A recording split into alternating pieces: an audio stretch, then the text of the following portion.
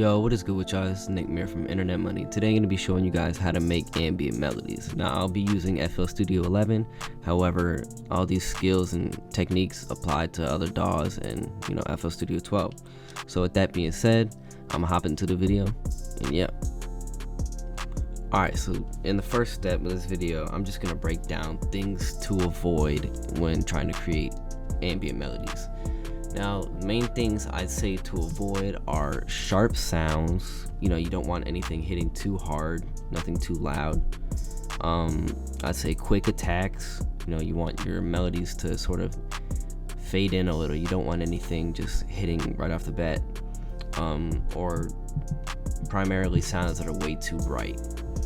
And by bright, I mean such as loud synths like this.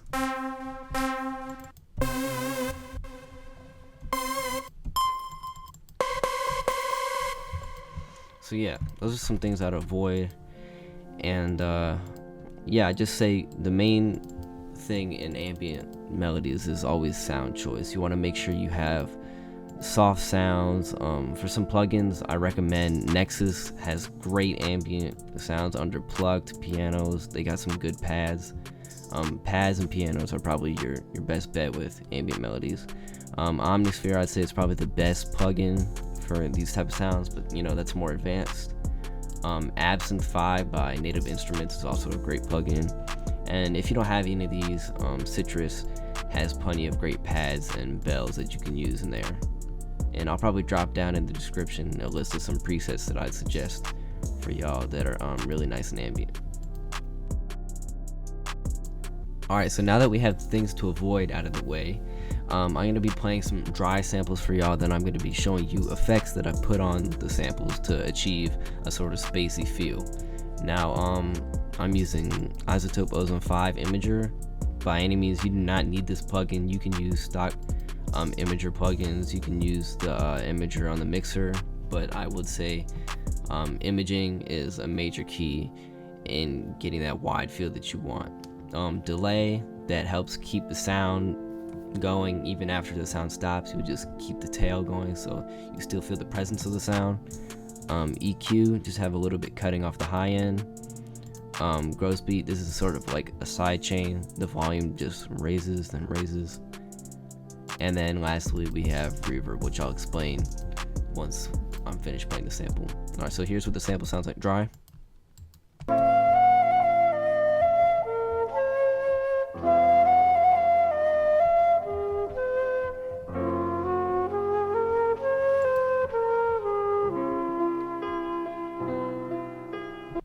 And now with the effects. You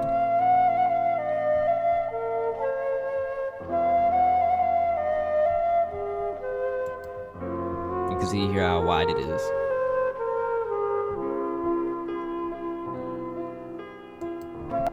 And width is really good for your melodies in the mix because it creates a lot of room, because most of the time, a lot of your drums, you want them to be mono, but one of the IM members will probably explain that in a mixing video.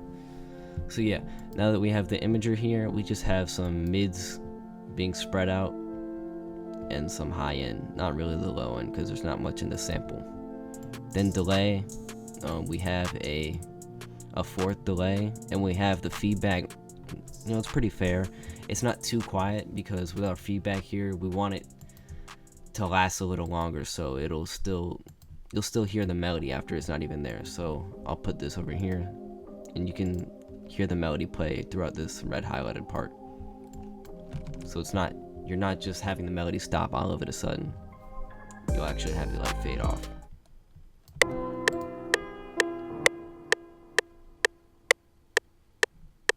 So around here it stops. So we still have that comfort of the melody, as opposed to without the effects,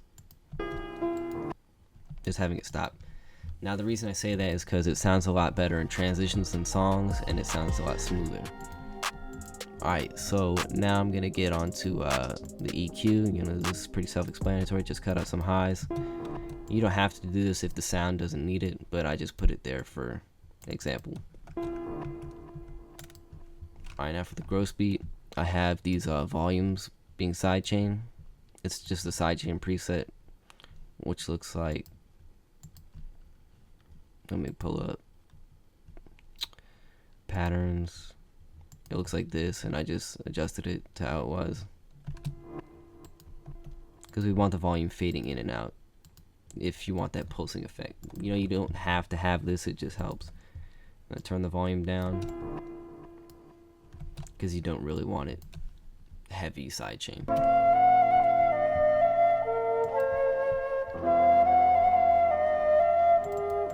And lastly, reverb. Now, let's say we don't have this imager. Reverb can add a great amount of width right here. We have stereo separation.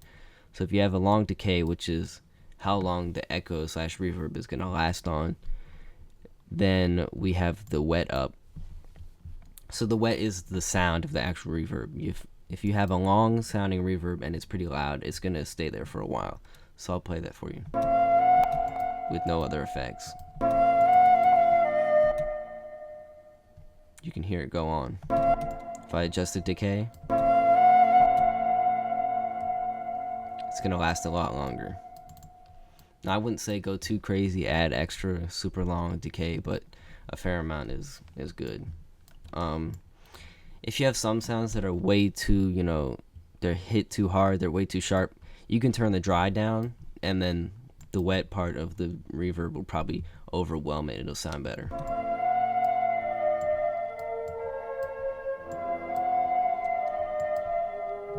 So this is dry, and this is reverb. Now for some people that might be overload, so you can actually just adjust how much you want.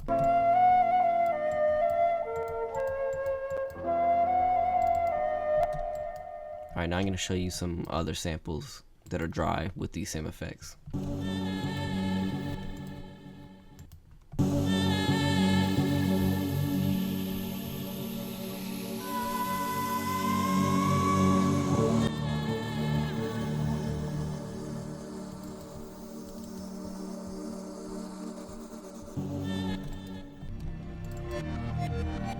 Now this melody I have right here is different because it already has some effects on it before, because it was in my bodega drum kit.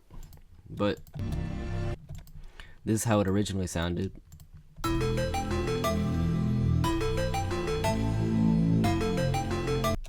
You can hear the keys aren't hitting too hard, but they are a little sharp, so I reversed the melody, so you sort of get that that softer feeling when the notes hit.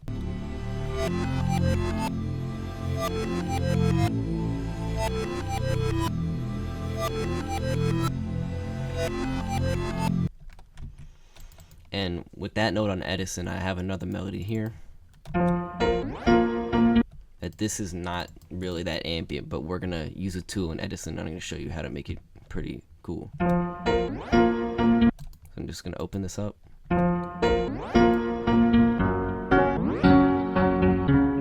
Sounds alright.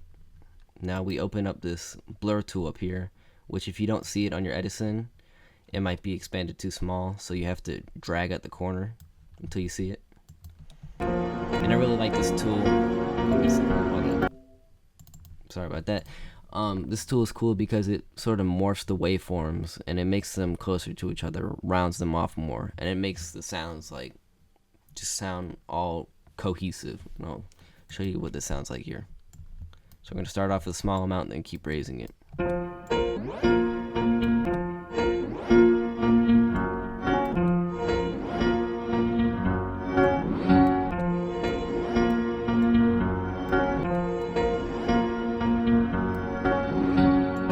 Except, now you can see the waveform here, it's all cohesive. Now if you wanted to, you could reverse it.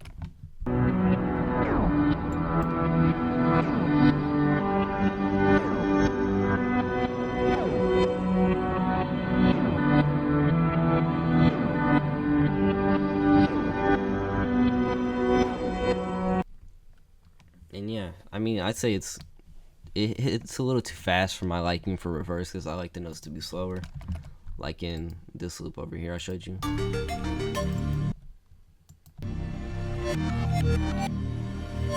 You have those breaks, but yeah, that's how I turn something that's really dry and it's hitting hard ambient. I have another loop here it's already pretty, it sounds fine. It doesn't really need many effects besides the delay.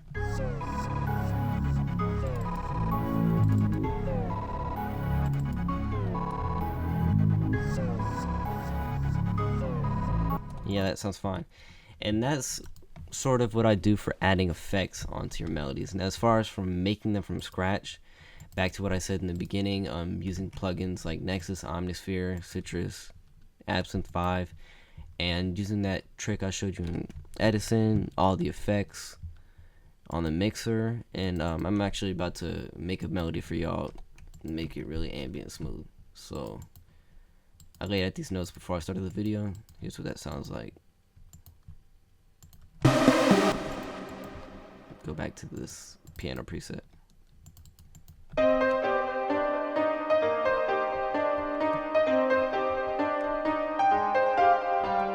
Now you may be wondering why these notes are hitting before the beat hits, and it's because when you put gross beat on half speed, it actually just plays the first half of each beat, so it's not going to play these notes. It'll play the tail of these notes, so whatever these notes last all the way past this number 2, that's what it's going to play.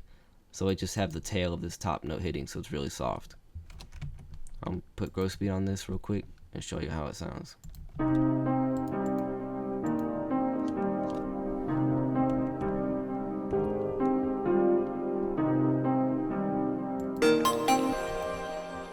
Then I have this Omnisphere key. It's from my Chernobyl Omnisphere bank. You can get that at wavesupply.net if you want to. I have a bunch of like ambient sounds and presets in here in all my Omnisphere banks. But yeah, I use this sound.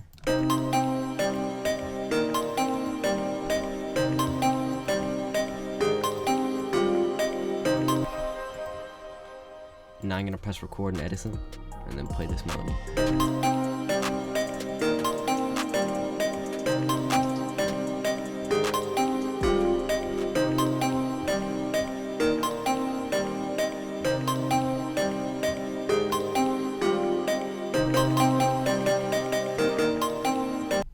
And I can just cut out the beginning using this trim side noise. Edit properties, tempo sync. Now that I have everything lined up, and then go into the end and cut this extra part off.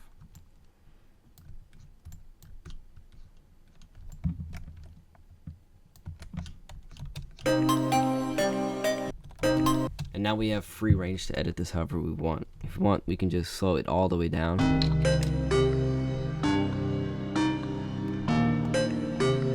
We could reverse it.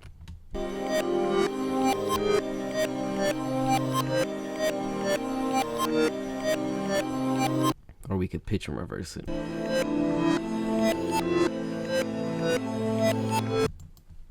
And I actually like how that sounds a lot, so I'm going to drag this into the playlist. This gives you that nav sort of feel. I'm going to send this to the mixer track 1 with all the effects. Unmute them.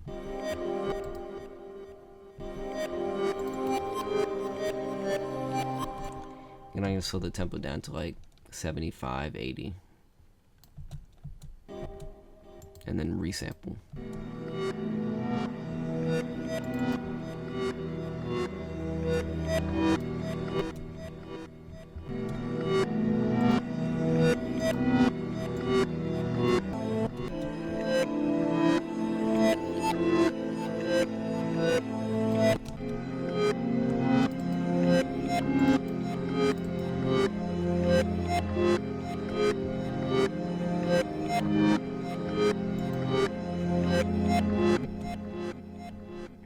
And you can hear it just lasting on a little longer. So yeah, pretty sure I went over everything I had written down. You know, reverbs, delays, the blur effect in Edison. That's a big little trick. It's like not a little trick, I mean, but it's like sort of hidden. Nobody really uses it. Stereo imaging, isotope ozone imager is probably the best imager I'd say out there. Don't mark my word. I've tried Waves S1 imager, it's alright, but I like this better. But if you want a wide sound and you don't have that, you can use fruity reverb and then change the stereo separation all the way to the left. You can use the stereo separation on the actual mixer preset tab thing right here. And yeah, those are ways that I make my ambient melodies in FL Studio. And yeah, I'm Nick Mira from Internet Money. Let me know in the comments what type of tutorials you guys want to see next, you know, like different challenges, different remakes, cook-ups, what type beats, and all that. So yeah, that being said, I'm out.